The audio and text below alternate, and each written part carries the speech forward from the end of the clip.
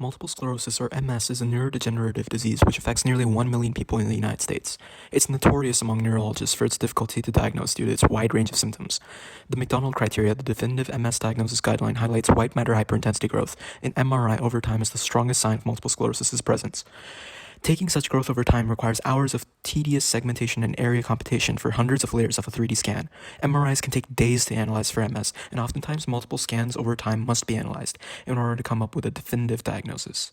The American College of Radiology claims that in 2016, more than 60% of radiologists surveyed claimed to be fatigued or burned out from work. Radiologist burnout negatively impacts the diagnosis process, reducing quality of diagnosis. In fact, over 20% of MS patients in America are misdiagnosed, and misdiagnosis can lead to dangerous situations in which patients are not given proper treatment and can worsen in condition. As we are simply looking for substantial lesion volume increase over time to diagnose it, an AI can be perfectly applied to the task, saving radiologists hours of MRI analysis and comparison time. This is AIMS, or AIMS, an AI-based multiple sclerosis diagnosis tool. The system is based on an 8-thread mean and variance-based random forest classifier trained using labels across 5 heavy T2-weighted fluid-attenuated inversion recovery-based MRIs. And long sessions of calculating lesion volumes manually, AIMS is the perfect solution to bring much-needed relief for both the patients being misdiagnosed in the status quo and the burned-out radiologists who ought to be applying their efforts and expertise in analyzing more complex cases. To start off with pre-processing, we have to standardize the images that we feed into the program, and this can be done using a simple script that I made in ImageJ and Mango, which are two medical analysis applications that I used for the pre-processing aims. So the first step would be to extract the brain using the brain extraction tool, which is a Mango plugin, which is basically just removing the skull and other things that aren't brain matter. Afterwards, we can convert that 3D MRI nifty file, which is unreadable by anything but an MRI reader, to an image hyperstack.tif file, which is easily interpretable by multiple sources. After that, we can downscale that image stack to a lower resolution to achieve faster training and run times, whilst also maintaining the resolution necessary to see lesions. Afterwards, we can just extract the relevant slices from with an increment of 2 to less than z dimension for faster run times. This is the final build of AIMS, and this is one of about, I'd say, let's look. 1, 2, 3, 4. All of these were the classifier versions that I had, and this is final classifier number 3. So, just looking real quick at this MRI.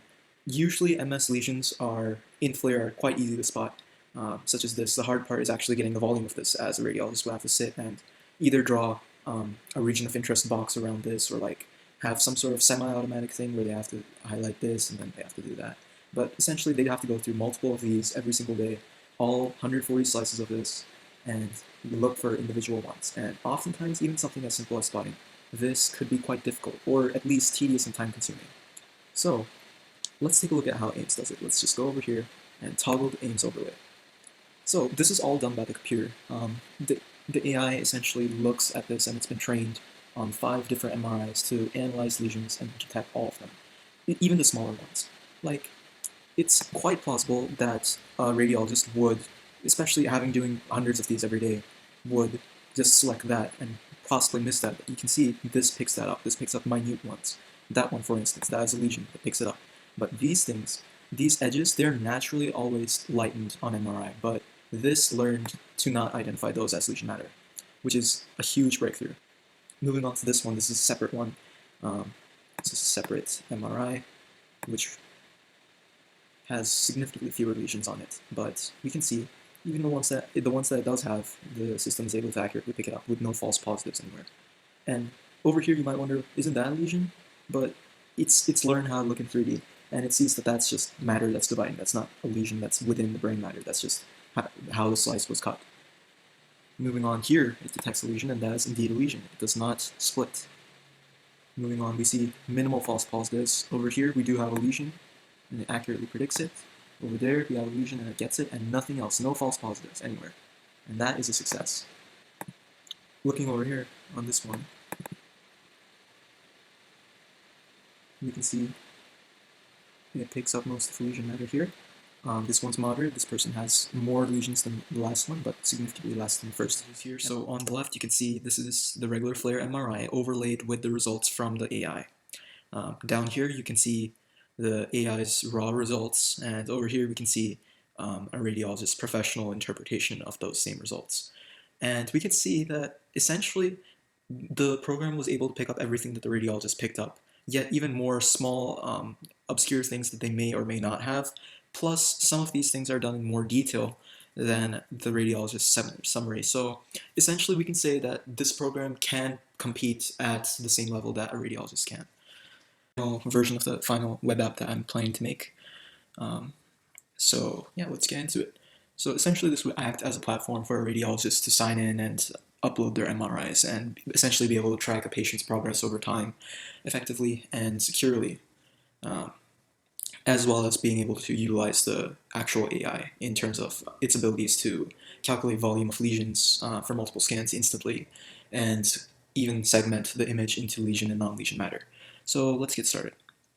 So after signing in, a radiologist would be taken to a screen similar to this, on which they would have their patients on the left with the ability to add in more patients, and within each patient file, you would have their scans over time with the scan type listed, the date listed, and the AI's detected lesion volume also listed over time. So this radiologist would clearly see that this patient is getting more and more white matter lesions over time, and they could use this information to effectively make their diagnosis without having to segment every single one of these manually if they don't have the ability to. And below here, we can see patient data. They can be able to access the sex of the patient and the age, as well as their pre-existing conditions and clinical records, all to make their deliberation and diagnosis in one place. They would be able to upload new scans as a patient gets more, because multiple sclerosis oftentimes requires multiple scans over time to diagnose definitively, to make sure that the lesion in matter increase isn't happening due to anything else other than an autoimmune attack against myelin. So yeah, just to make sure that's not aging or anything. So they have to know what the rate of lesion matter it is. For example, if this, let's say that this radiologist wanted to check out the MRI, or maybe they have the ability to manually take a look at it and make sure that it's accurate, or they're just interested in where the major developments are happening, they could click on the MRI here, and it would bring up something like this, on which you'd see the title of the MRI and the date, and essentially you'd be able to scroll through these, like I showed in the previous one, the previous videos. You can scroll through these MRIs, and I hope to carry that over here. And after that, they'd be able to have a side-by-side comparison of, okay, so this lesion corresponds to this one, this corresponds to this to this, this to this, and be able to track where exactly these new lesions that they're seeing are happening. So in this clip, you can see that the program was able to achieve around a 93% accuracy rate, 93 to 94%, with a 66% to 33% training data to test data ratio.